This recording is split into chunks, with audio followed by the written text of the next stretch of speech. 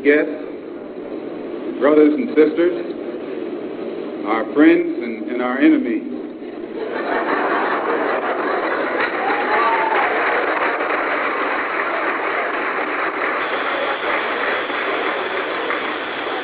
Everybody is here. Good afternoon or good evening, and welcome to Enlightening the Mind, an in-depth study, research, and review panel-based talk show which comes to you each week with the hopes of reaching independent, free-minded thinkers who don't just go for what they've been told or led to believe. Rather, they choose to use their own concepts and minds in a common-sense approach to help them solve issues that affect and shape how we live our daily lives. I'm your host, Stacy Harris, and with me, as always, is my esteemed panel board, which is made up of our co-host, Mr. Christopher Johnson, Jr. Chris, how you doing this afternoon or this evening?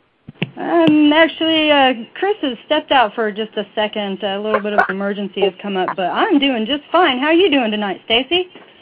Wow, I'm doing great, Terry. Hope to see and hope that Chris gets back with us shortly. Terry, anything, or shall I say what? Because I know something always is going on with Miss Terry. You kind of like the popular one. So how has your week been, and is there anything that you want to inform or enlighten, or shall I say give some good gossip for our listeners about you this week? What's been going on with you? Well, my week has been, as you said, very eventful. I've had all kinds of stuff going on. Great things are happening. You know, I'm doing good in some things. Business is a little slow still trying to work on that, but I'm getting a lot of things done and feeling really positive about a lot of this hard work is going to pay off. Right. I mean, you say business is slow. Now, that's because you're in Jacksonville, so you're out there on beaches. Your shop is actually on the beach.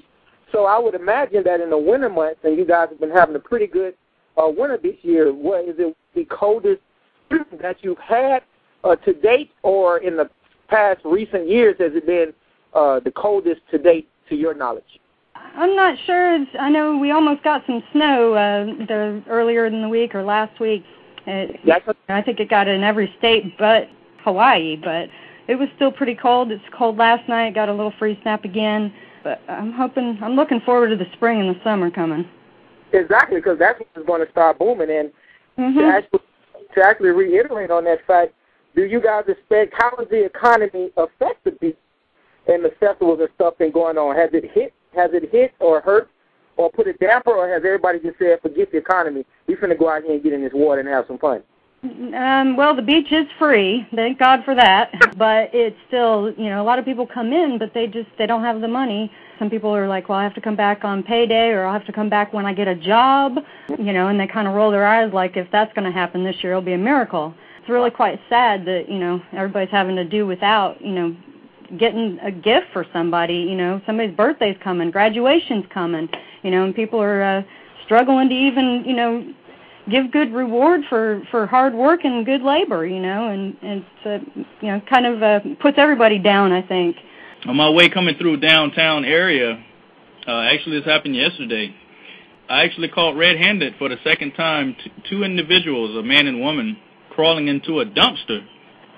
And they seemed like average people. I mean, they didn't seem homeless, but I've never even seen homeless people really crawling in and out of dumpsters. And for the second time, I caught two people red-handedly while passing through downtown. And I feel like that's a very sad situation. People shouldn't have to put themselves through that just to survive in this economy, in this society.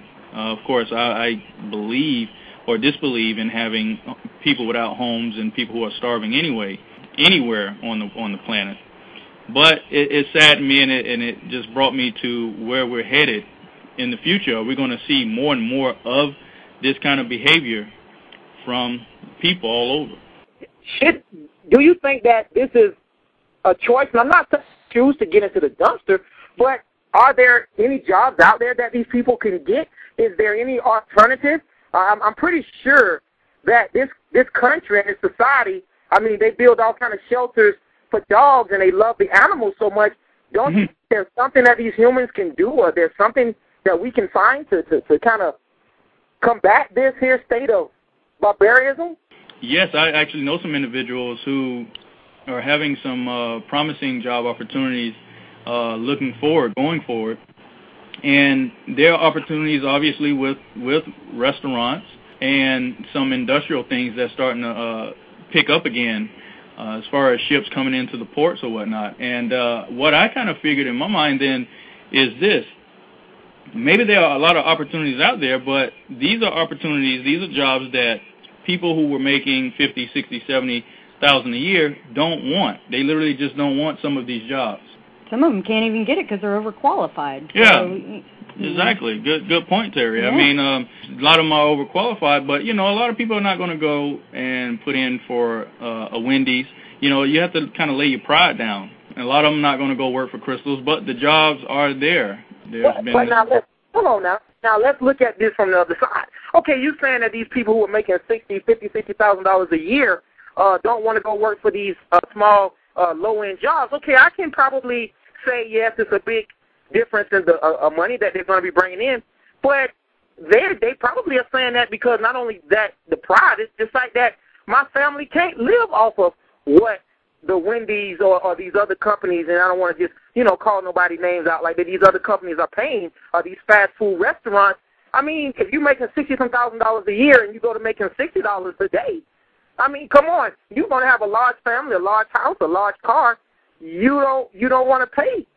That pay isn't just beneficial for you. Don't you agree? Yes and no. I mean, it's beneficial when they're saying that there's no more extension on unemployment. Yeah, you can sit around and wait for them to pass another bill on that. But my thing is, if your unemployment runs out again by March or February 28th, I believe was the deadline, to make $750, $850 an hour and try to get as many hours in as you can, I guess some money is better than no money. Well, let me pose this question to you, Terry. You own a shop, and like you said earlier, this economy, I don't know if it's affecting the beach business as far as I don't know if you look for a lot of money to roll in during the off-season of the beach during the winter months, but let's say that your shop was affected real bad, and excuse me, you weren't able to make the income that you had and that's sustaining you. How would you feel about having to go work a fast food restaurant knowing that you own your business? Would that be something that you would do, or what's your stance on that? Well, you know, it's that's a little out of my league. I don't think I could. I just do not fit in a fast food restaurant. That's just not my thing. I would rather, you know, close down my shop and just continue to make things and try to, you know, sell them where I could, i.e. the shows, you know, the art shows and festivals, or maybe on the computer.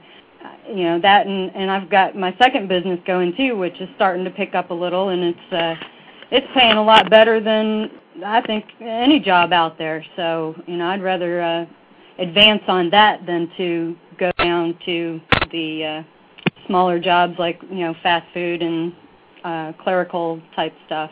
But I just wouldn't be happiness. Happiness to me is worth more than that. I guess, Chris, my point is exactly as, you know, what Terry said. There's a lot of people who are not going to go and work, who are going to give up the money they were making to go work at, you know, these fast food restaurants. And I don't think it's so much a knock on the fast food restaurants. I just think that it's a fact of, I guess, principles, standards, or whatever. So, you know, we have to take that into consideration. We're going to take a break right now. When we come back from this break, we're going to get into the new tax laws and the tax things that are coming with it. Maybe that can help get you all some money. Thank you for listening to Enlightening the Mind. We'll be back with you in a moment.